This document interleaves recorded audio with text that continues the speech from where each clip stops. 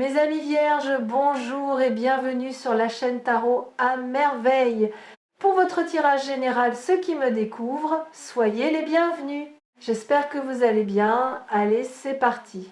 Vous avez failli ne pas cliquer sur cette vidéo. Quelque chose en vous a hésité, peut être même que vous avez scrollé, que vous êtes passé devant et puis quelque chose vous a ramené ici.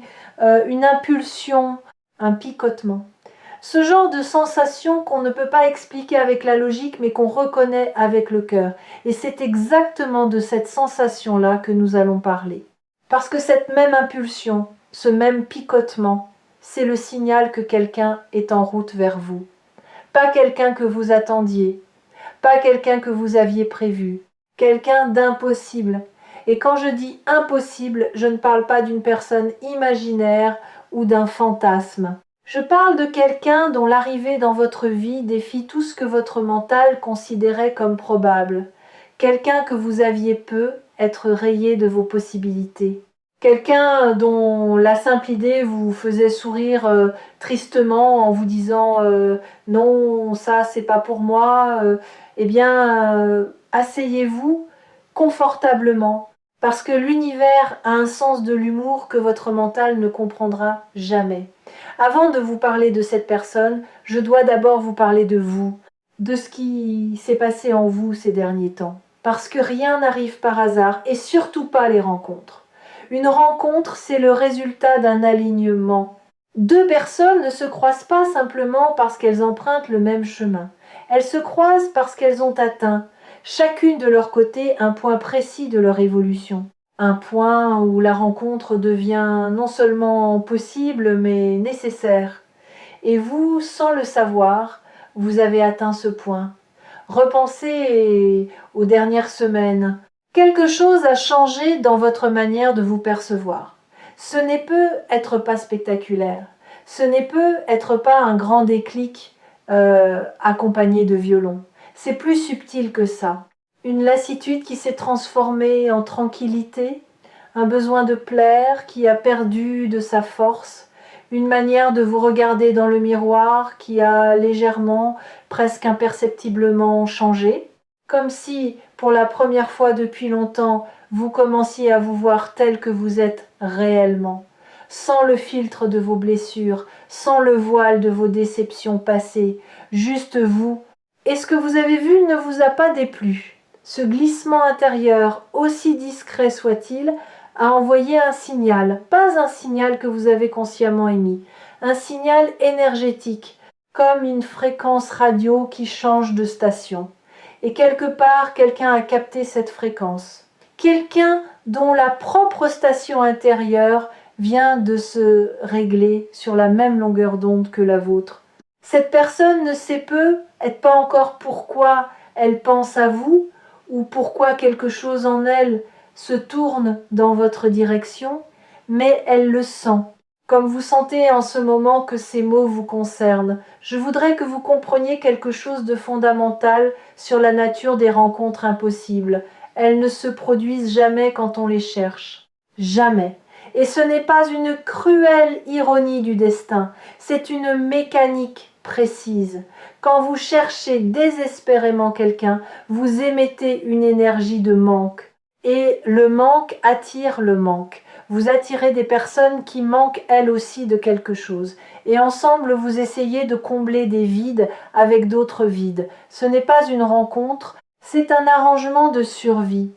Mais quand vous cessez de chercher, quand vous commencez à habiter votre propre vie avec une forme de plénitude, même imparfaite, même fragile, quelque chose se déverrouille. Vous passez de l'énergie du besoin à l'énergie de l'accueil. Et l'accueil est magnétique. L'accueil ne court après personne. Il ouvre la porte et attend avec confiance. Il dit « Je suis entier. Et si quelqu'un vient enrichir cette entièreté, alors ce sera un miracle choisi. » Pas un pansement sur une blessure. C'est exactement l'énergie que vous dégagez en ce moment. Et c'est pour cela que cette personne impossible peut enfin se manifester. Parlons maintenant des signes. Parce que les signes sont déjà là. Vous ne les avez être pas identifiés comme tels, mais ils parsèment votre quotidien depuis quelque temps. Le premier signe, c'est la nostalgie sans objet. Vous avez ressenti récemment une forme de nostalgie étrange. Pas la nostalgie d'un souvenir précis ou d'une personne en particulier. Une nostalgie diffuse, comme si votre cœur se souvenait de quelque chose qui n'a pas encore eu lieu. Comme si une partie de vous était déjà connectée à un moment futur et le regrettait par avance, tant il est beau. Cette nostalgie du futur, c'est votre âme qui perçoit ce qui arrive avant que votre mental ne puisse le conceptualiser. Le deuxième signe, c'est un changement dans vos goûts, quelque chose de très concret. Peut être que vous écoutez des musiques différentes, peut être que vous êtes attiré par des endroits que vous ne fréquentiez pas avant, peut être que vous avez soudain envie de prendre soin de vous d'une manière nouvelle, de changer un détail dans votre apparence, de réarranger un espace de votre maison. Ces changements apparemment anodins ne sont pas anodins du tout. Votre être tout entier se prépare. Il fait de la place. Il réorganise votre monde extérieur pour qu'il corresponde au monde intérieur qui est en train de naître. Et dans ce monde intérieur nouveau, il y a une place pour quelqu'un.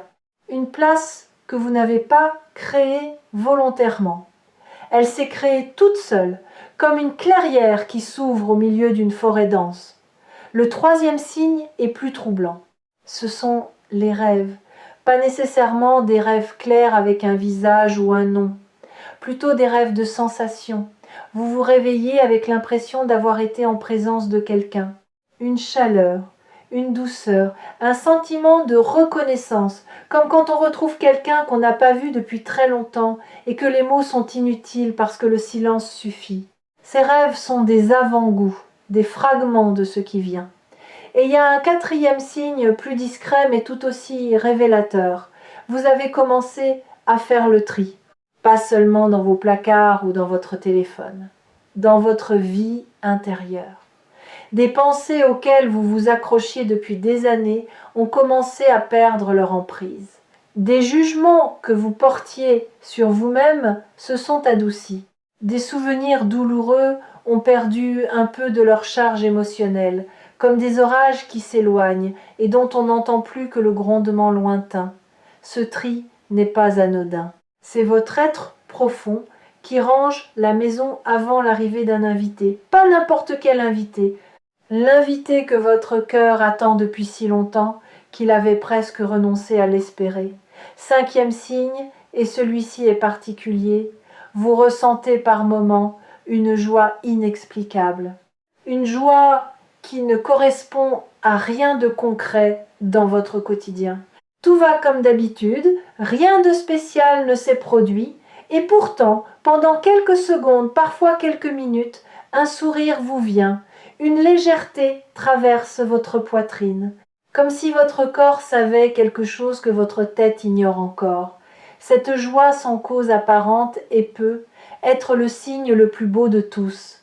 C'est votre futur qui envoie des échos dans votre présent.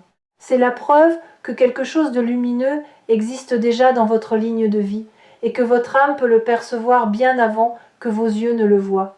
Si vous êtes ici sur Tarot à merveille, c'est que votre intuition fonctionne déjà à plein régime. Vous captez des signaux que la plupart des gens ignorent.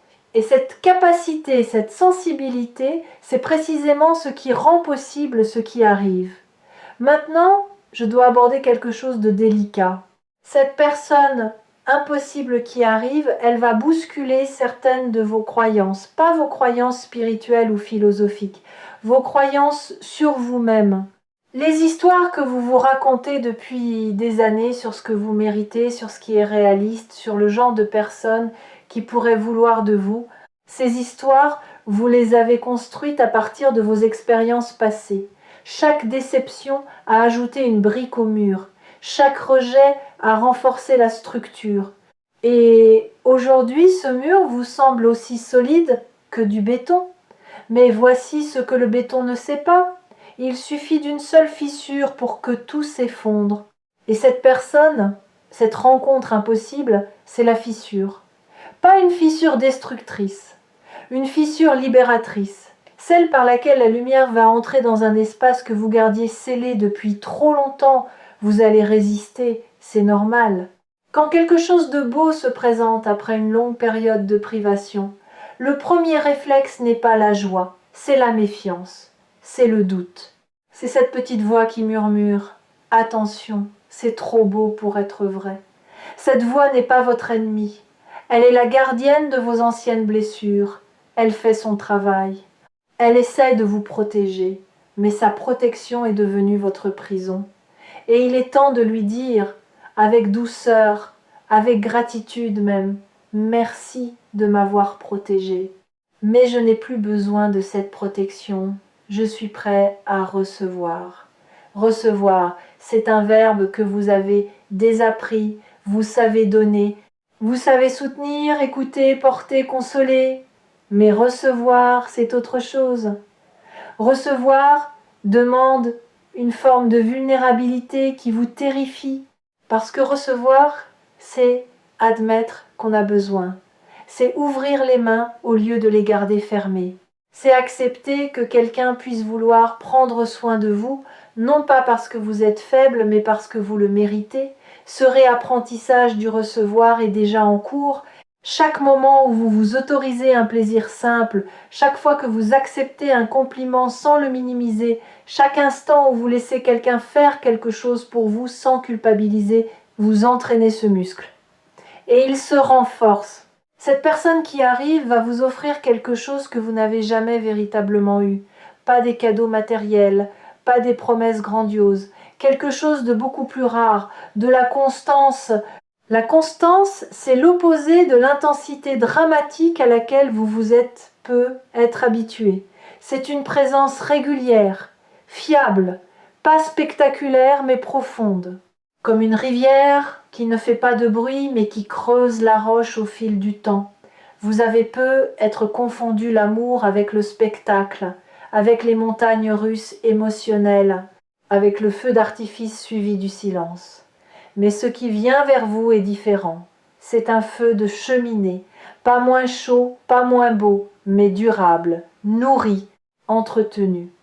Et avec cette constance viendra quelque chose d'encore plus précieux, le droit d'être ordinaire, le droit de ne pas être parfait, le droit d'avoir des jours où vous n'êtes pas drôle, pas brillant, pas inspirant, des jours où vous êtes simplement fatigué, silencieux, vulnérable, et cette personne sera là quand même, pas par obligation, pas par pitié, par choix, par un choix renouvelé chaque matin. C'est ça le véritable miracle, pas la rencontre elle-même, mais le lendemain de la rencontre, et le surlendemain, et tous les jours qui suivent où cette personne continue de choisir d'être là dans le simple et dans le complexe, dans la joie et dans le doute, laissez-moi vous dire quelque chose sur le mot impossible. En le décomposant, on trouve IM possible. Ce qui est impossible ne l'est que dans le cadre de ce que nous connaissons déjà, mais la vie ne se limite pas à ce que nous connaissons, elle déborde constamment les frontières de notre imagination.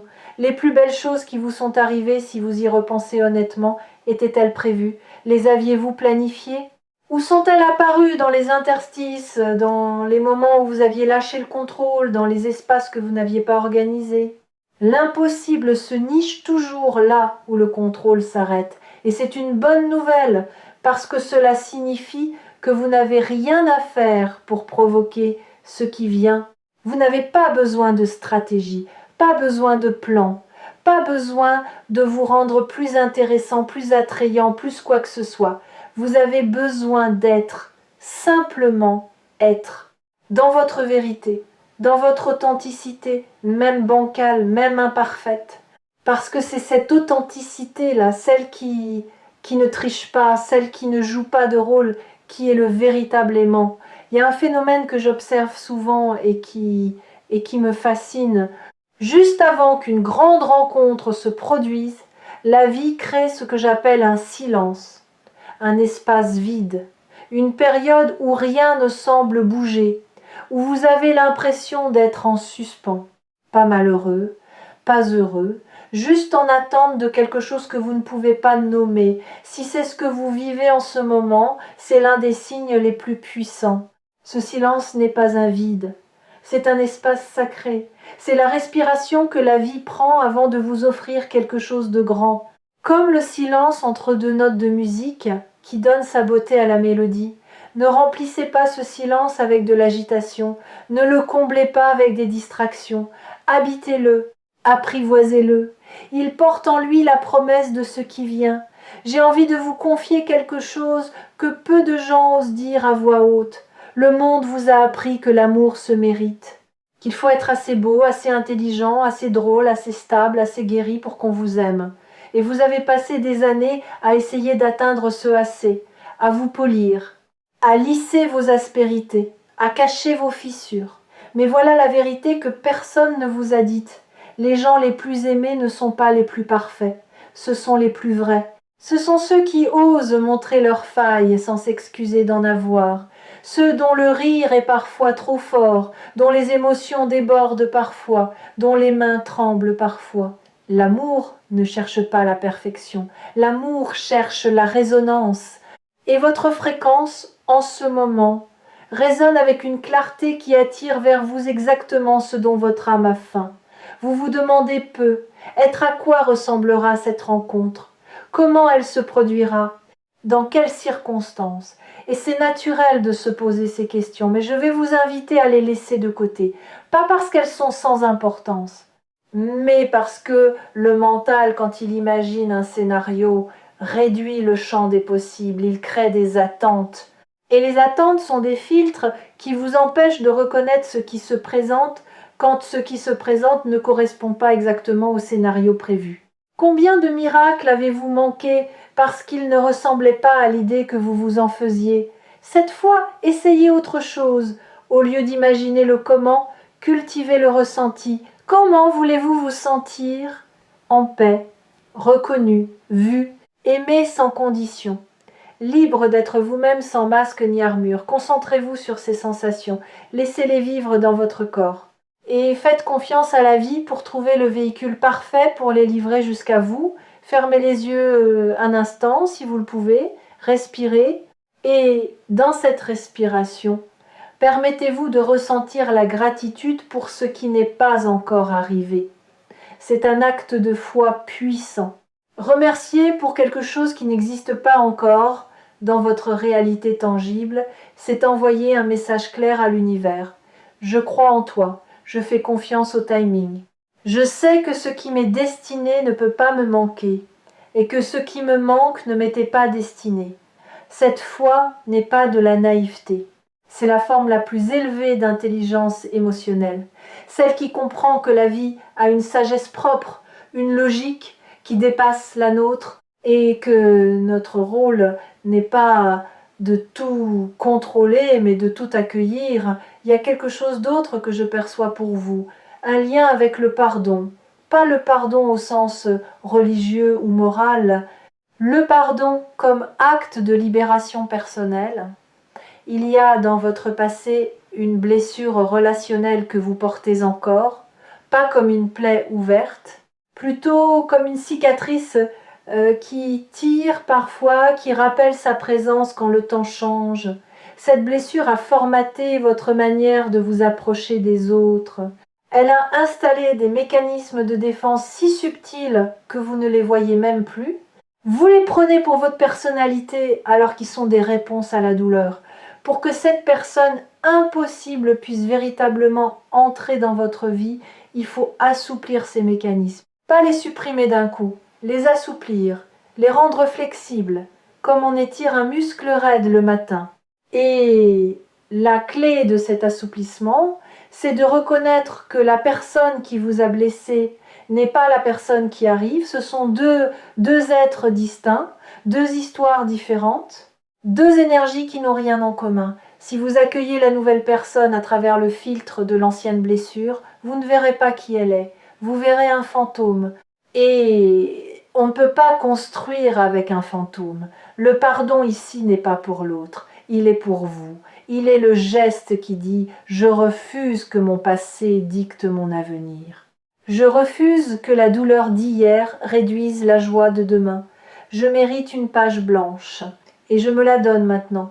Ce qui rend cette rencontre véritablement miraculeuse, ce n'est pas la personne elle-même, c'est ce qu'elle va déclencher en vous. Un effet miroir d'une puissance rare.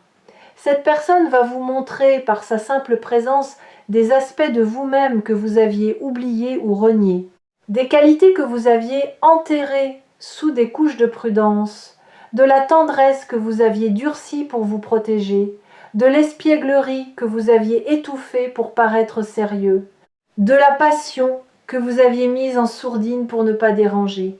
En sa présence, ces parts de vous vont refaire surface, naturellement, sans effort, comme des fleurs qui s'ouvrent quand le soleil revient. Et vous allez vous redécouvrir, vous allez vous dire « Tiens, j'avais oublié que je pouvais rire comme ça. J'avais oublié que je pouvais être aussi léger. J'avais oublié que la vie pouvait avoir ce goût-là. » Et savez-vous ce qui va se passer ensuite? Les gens autour de vous vont le remarquer. Pas parce que vous leur direz quoi que ce soit, mais parce que la lumière se voit. Quand quelqu'un retrouve une part de lui-même qu'il avait perdue, ça se lit dans ses yeux, ça s'entend dans sa voix, ça se ressent dans l'énergie qu'il dégage quand il entre dans une pièce. Certains seront heureux pour vous, d'autres seront déstabilisés, parce que votre transformation leur renvoie un miroir sur ce qu'ils n'osent pas encore faire dans leur propre vie. Ne vous laissez pas freiner par leurs réactions. Votre chemin n'a pas besoin de la permission des autres, il a besoin de votre fidélité à vous-même, à votre vérité, à ce mouvement intérieur qui vous pousse vers l'avant même quand le monde vous invite à rester sur place. Ce n'est pas cette personne qui vous rendra heureux, c'est la version de vous qu'elle éveille qui porte ce bonheur. La nuance est essentielle. Le bonheur ne vient jamais de l'extérieur. Il vient de l'intérieur et parfois il a besoin d'un catalyseur pour se manifester. Cette personne est le catalyseur, mais la matière première, c'est vous. C'est toujours vous. Si vous êtes fidèle au message de Tarot à merveille, vous avez compris depuis longtemps que la vie n'est pas une série d'événements aléatoires, c'est une conversation. Un dialogue permanent entre votre monde intérieur et le monde extérieur. Et ce que vous vivez en ce moment, cette anticipation, cette sensation que quelque chose approche, fait partie de cette conversation. L'univers vous murmure quelque chose. Et votre seul travail, votre unique responsabilité, c'est de rester assez silencieux pour entendre. Dans les temps qui viennent, voici ce que je vous invite à faire. Pas une liste de tâches, pas une méthode en 5 étapes, juste une intention, l'intention de rester ouvert. Quand une opportunité se présente, même petite, même insignifiante en apparence, dites oui. Quand quelqu'un vous tend la main, prenez-la. Quand votre intuition vous pousse vers un lieu, une activité, une conversation, suivez-la sans demander pourquoi. Parce que les miracles ne sonnent pas à la porte avec une pancarte. Ils se glissent dans les détails, dans les marges, dans les moments que vous auriez pu ignorer si vous n'étiez pas attentif. Cette personne impossible va peu apparaître là où vous ne l'attendez pas. Dans un contexte que vous n'aviez pas envisagé, sous une forme que vous n'aviez pas imaginée. Et c'est justement parce qu'elle échappe à vos projections qu'elle est un miracle. Un miracle, par définition, c'est ce qui dépasse notre entendement. Si vous pouviez le prévoir, ce ne serait plus un miracle, ce serait un plan. Et les plans, aussi bien construits soient-ils, ne rivalisent jamais avec la créativité de l'univers. Je veux terminer avec une image. Imaginez que votre vie est un jardin. Pendant longtemps, vous avez planté des graines et certaines n'ont jamais germé. Vous avez arrosé, attendu, espéré. Et le sol restait vide. Vous avez fini par croire que votre terre n'était pas fertile, que quelque chose en vous empêchait les choses de pousser. Mais ce que vous ne voyez pas, c'est que sous la surface, dans l'obscurité de la terre, les racines se formaient lentement, patiemment, sans bruit. Et un matin, sans prévenir, une pousse va percer la surface, fragile mais obstinée, vivante, réelle. Et cette pousse, c'est le début de tout ce que vous avez semé. de tout ce en quoi vous avez cru même quand rien ne poussait, de tout l'amour que vous avez donné et qui revient enfin vers vous. Cette pousse est en train de percer en ce moment même. Merci d'avoir écouté jusqu'ici. Merci de votre confiance. Merci de votre présence. Vous êtes plus proche que vous ne le croyez de ce que votre cœur désire le plus. Alors ne lâchez pas, pas maintenant, pas si près du miracle. Et si ces mots ont touché quelque chose en vous, gardez Tarot à merveille près de votre cœur. Revenez quand vous avez besoin d'un rappel, d'un souffle, d'une confirmation que ce que vous ressentez est vrai. Prenez soin de votre jardin. La plus belle floraison de votre vie est sur le point de commencer.